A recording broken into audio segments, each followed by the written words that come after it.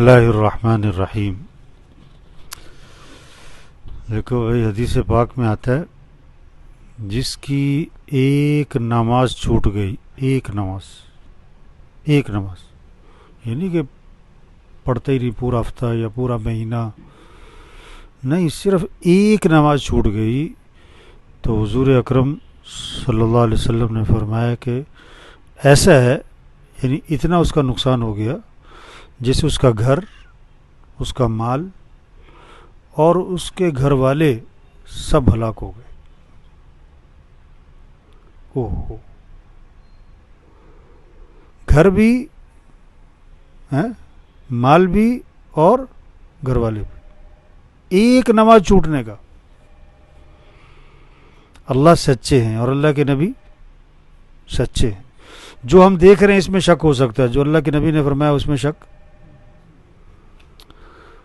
اب دیکھو کتنے لوگ ہیں نماز نہیں پڑھتے، اور کون ہے وہ؟ ہمارے ساتھ رہنے والوں میں، گھر میں، دکان میں، محلے میں، خاندان میں، جن کے ساتھ ہم بیٹھتے ہیں ان میں سے، جن کے ساتھ ہم روز بیٹھتے ہیں ان میں سے ایسے لوگ ہیں جو نماز نہیں پڑھتے، یا کبھی پڑھتے ہیں کبھی نہیں پڑھتے، ایسے بھی جو پڑھتے ہی نہیں۔ تو جس کی ایک نماز چھوٹ گئی، ایک نماز صرف، جسے اس کا گھر، مال، اہل سب ہلاک ہو، اتنا بڑا نقصان ہو گیا۔ تو سب نیت کرو بھائی، سب کو نمازی بنانا ہے انشاءاللہ۔ سب کو کیا کرنا ہے؟ کیسے؟ سمجھانا ہے۔ کیا کرنا ہے؟ سمجھانا ہے کہ یہ نقصان ہو گیا ہے۔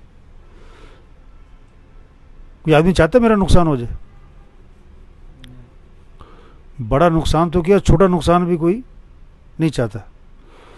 تو نماز چھوڑ دینا چھوٹا نقصان کہ بڑا نقصان؟ کیوں بھائی؟ دنیا کا کہ آخرت کا؟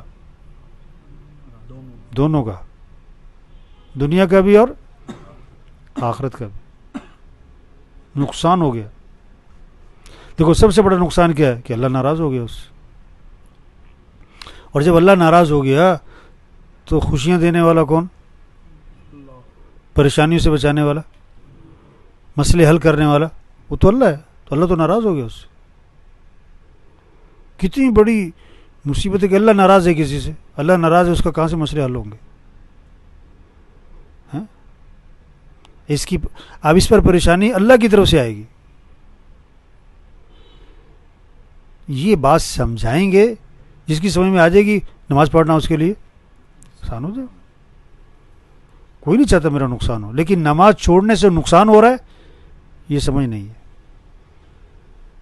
ہر آدمی چاہتا ہے مجھے کامیابی ملے، لیکن نماز پڑھنے میں کامیابی ہے یہ سمجھ نہیں ہے۔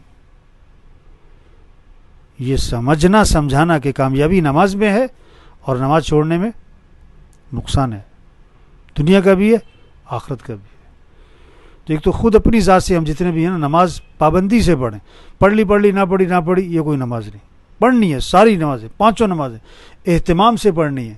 جتنے بیٹھے ہوئے نا گھر میں، سب کو ہر گھر میں 100% نمازی بنے، گھر کا کوئی فرض نماز نہ چھوڑے۔ اب جتنے ہم بیٹھے نا ان کے